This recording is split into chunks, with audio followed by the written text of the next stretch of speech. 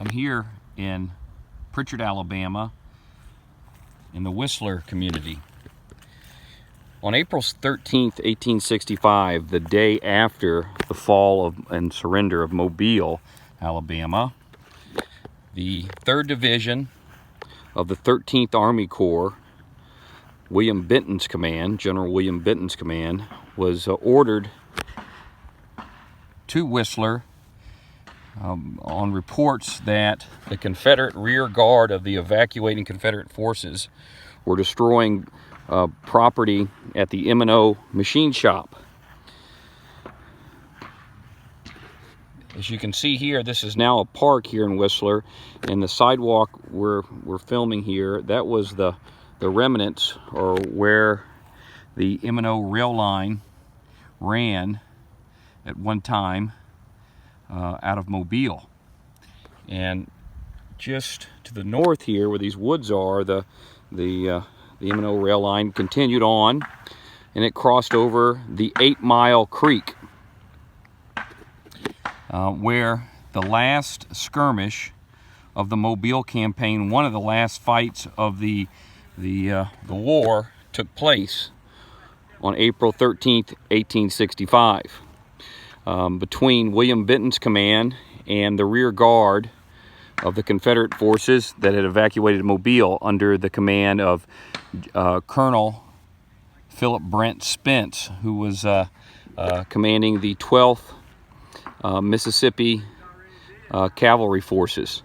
You also had about 15 or 20 men, local guys from the locally raised 15th Confederate Cavalry that were detached as scouts and guides for Spence's command that accompanied him here to the fight at Whistler. So basically here at Whistler, a little bit ahead of here, maybe, I don't know, 400 meters north of here is the 8 Mile Creek, where the Confederate forces attempted to burn the trestles going over that creek so that, you know, they could safely get away from the pursuing Federals. While they were trying to burn that bridge over the creek, the rail line bridge, the Benton's command caught up with them, and there was a brief skirmish that went on between infantry and the Confederate cavalry.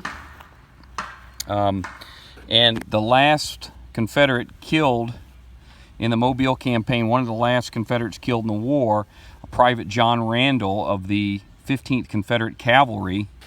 formerly known as the Mobile Dragoons, was killed,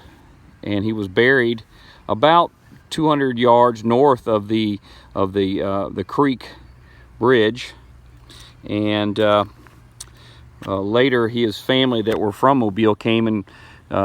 removed his body from the grave and brought him, and he's buried now in Magnolia Cemetery in Mobile. But the